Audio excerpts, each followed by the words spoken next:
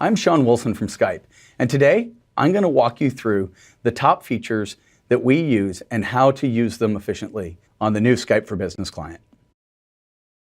So today I want to walk you through the contact list, or the main client within Skype for Business. The reason I want to walk you through is some great features and functionality in this that I think is important to call out. The first one is, you can see in the new Skype-inspired user interface, is that we're actually using the Skype presence indicators. In these, we can identify if a user is available, if they're inactive, or if they're in a conference call, as well if somebody chooses to be on Do Not Disturb. You also have a couple of other key features. One is what's happening today. So I might put in here, recording the trainer session. And then anybody that happens to know me and see me, they'll actually see, just like you see here with Think, Do, and Scale, they'll see that I'm recording a Train the Trainer session. The other element to this that I really wanted to call out is that right from this, I have the ability to look at people based on the groups that they're in. So are they in my favorites? Are they in finance or legal? Also, the ability to check them based on status. This is one that I typically use when I need to find somebody that's online for my team. I'll go in here and look to see who's available. As well, you can also base it on relationships. Are they colleagues? Are they in your work group? Are they friends and family? But the big piece I really wanted to make sure that you understand in this is how to add somebody. So I'm going to show you what it's like to add Katie, who is on my team, but I didn't have her in my contacts list yet. So I type in Katie Jordan, it pulls it from the Skype for Business servers, and I have the ability to come in and add her to my contact list. Now, typically I'd say, oh, I'll add her to external or to finance or one of those, but really I talked to Katie so much, I wanted to make sure I add her to my favorites. I also can copy that same contact to a different location within Skype for Business. So in this case, she's part of the marketing team, and so I'd make sure to add her to our marketing contacts. And as you can see down here, there's Katie. One of the great things that you'll see with Skype for Business is that we have actually adopted the Skype user interface. And with the round pictures and the presence indicators to show what the status of a user is really helpful in increasing your productivity. One of the pieces that I wanted to show you is actually how easy it is to start an IM conversation. So double-clicking on Katie Jordan, I have the ability to say, hi, can you IM? At this point, Katie says yes, no, comes back. Great, she says she can. Do you have the status report we talked about? Now, this is key for us because I had asked her about this file, but I don't have the access to the file. So I'm now finding out if she has it and if she can actually send it over. Now, this is a great ability for us to work in real time because at this point, we're not having to send an email, wait for the email, and then make sure that I'm getting it. So she's just going to send it right over. And as you can see, there's the project overview. I click download all, starts downloading the file for me without ever having to leave our desk or stop the tasks that we were doing. At this point, she sent over the file. I've got the file. That's great, but I have some additional questions about this file. So what I'm actually going to do is I'm just going to take this straight from this and actually add some voice to the call. So as I'm calling Katie, at this point I can start to ask her some additional questions. Hi. Hi, Katie. How are you doing? I'm good. How are you? I'm good. You know what? Let's make this a video call because, there's just nothing like being able to see each other over video to really get the true personal intercommunications that exists within Skype for Business. All right. Hey, thanks for sending over that status report. Do you mind if I actually use that for my presentation later this week? Not at all. Go ahead. Excellent. Thank you. I'll make sure to put in some props and kudos in there for you for your help for getting it over to me so quickly. Wonderful. Thanks so much. Thanks, Katie. Have a great day. Thanks. You too. One of the things I wanted to make sure that you can see is Skype for Business is super easy to create a meeting just with one click. So you click the new Skype meeting button at the top, and up pops a Outlook meeting request that is already populated with your Skype meeting information right there. Now, at this point, all I need to do is add my team members. So I'm going to add Jun Min, I'm going to add Katie, and I'm going to give it a subject, and the subject in this is going to be status report review. And at that point, I'm going to make sure that I got the timing right, and it's for today, but I want to make sure that I'm later in the day. So I'm going to make it for 1 o'clock. It's a 30-minute meeting, and I'm just going to send it off. Now at this point, this meeting is already on their calendar, but it is also set that when they go into their Skype for Business client, they're going to be able to go to the Meetings tab like I showed before. And as you can see, the Skype for Business meeting for status report review is now populated in there. So one of the things for me is I can just double click and join the meeting. However, I need to make sure that both Junmin and Katie know this meeting is there. So one of the things that I want to be able to do is I am with both of them really quick to make sure that they get into the conference call. So the first thing I'm going to do is I'm actually going to open a meeting with Junmin, and then I'm going to drag Katie into that IM window, and it actually makes it a conversation with the three of us.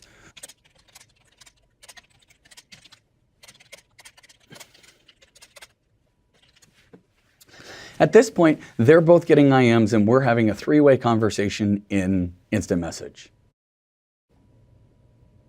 Junmin responded saying, not a problem, he's going to be in there, so let's just make sure that we all jump into that meeting right away. I'll come in, I'll double click. And at this point, there's two participants in the meeting. I'm going to show you, it's Junmin, but I can always check my participant list by clicking on these three people up top. This shows me the ability to see who's in the call, what their status is. Are they muted? Are they adding voice? Is their video coming, or are they screen sharing? This is important with meeting controls, and I'll get into this a little bit more later on. But the key piece for me right now is we happen to notice that Katie's not in the call.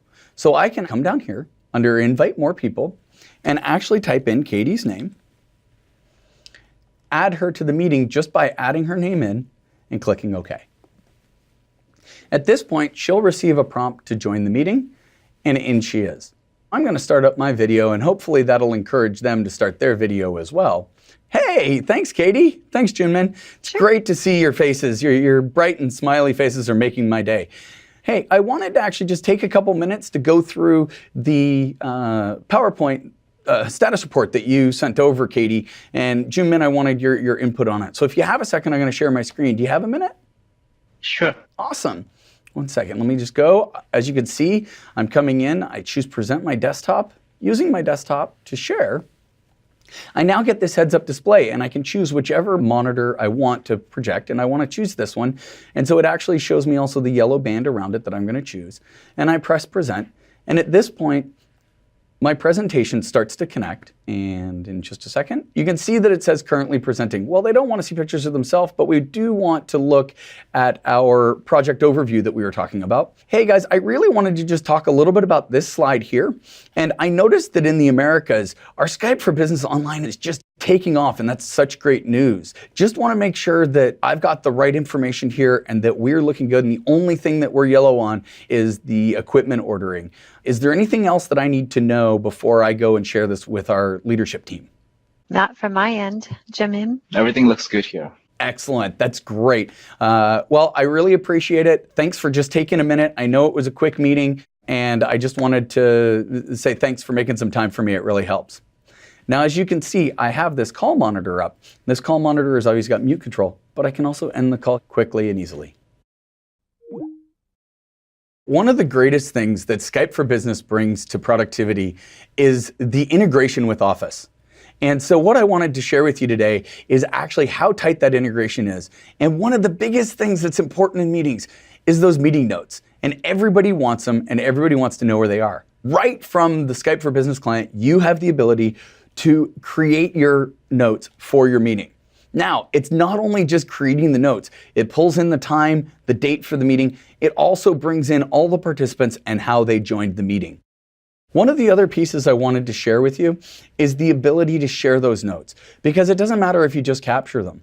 So one of the things you can actually do right from OneNote is email your notes. And it automatically populates all the attendees from that meeting and the notes and how they joined. So this is just one more way of that rich integration with Office that makes Skype for Business so easy to use. The other piece to share is really the integration with PowerPoint and how valuable that is.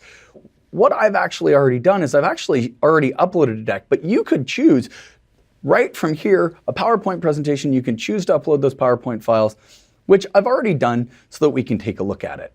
Now, the reason I wanted to share this is this gives me the ability, if I only want to be able to have it for me that I can download it, or everyone can download it for after the meeting for those important pieces.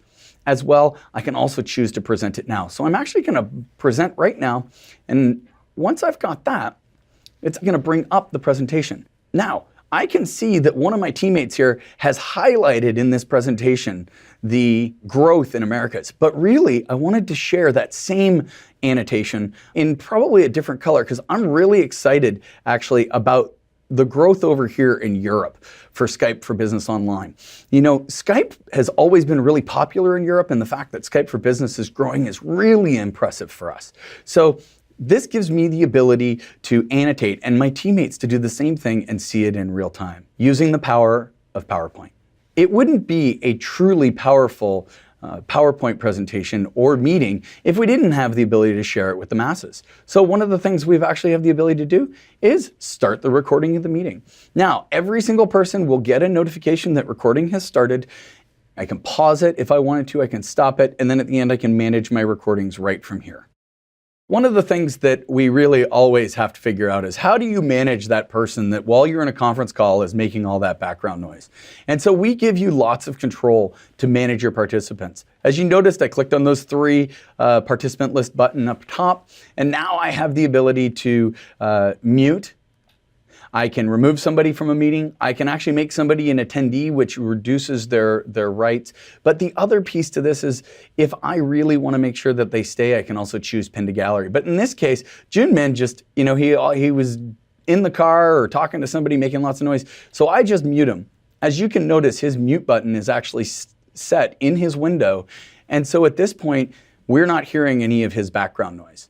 The other piece to this that's important is I want to make Katie an attendee. And the reason that this is important is because there's some participant actions that are important. The first one is that we bring it to you in that same heads-up display. The first one is if I wanted to mute the audience and mute everybody, that's great. Because at that point, nobody's able to interrupt me, and I just want to be able to finish my sentence without being interrupted and have my ideas taken across. But the other one is sometimes you don't necessarily want attendees' video to be presenting. You just want the primary people. And so we also have the ability to turn off video. So in this case, we made Katie a attendee. We turn off her video. She doesn't have the ability to share video anymore with us. Now, the big one that's really probably one of the most important that we always see is you're sitting in a meeting and you're like, I need to get more people invited to this meeting. I can actually invite right from here, click invite by email. It opens up my Outlook client and I can send an email to a colleague that needs to join this meeting. One of the great features that we've actually enabled within Skype for Business is a great way to engage your meeting community that you're actually presenting to. And that feature is actually the poll. And so if you come here under present and you choose more, one of the things you can do is you can have a whiteboard for collaborating or Q&A, but really if you want to get that engagement from the field, you throw out a poll. Now in this case, our poll is all about pets, right? And we want people to tell us what is their favorite type of pet. And in my case, that I really want to ask is it a dog?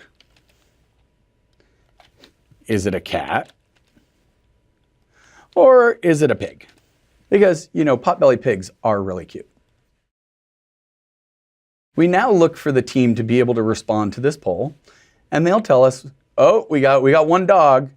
And I think, oh, well, I have to choose pig because I really just think pigs are really cool. So we have a three-way tie, but this is a great way to also steer your conversations. If you're talking to a group and you want to know which brand they like better or which direction they want to take the meeting. And so the poll is a great example of how to engage all levels of presenters and attendees.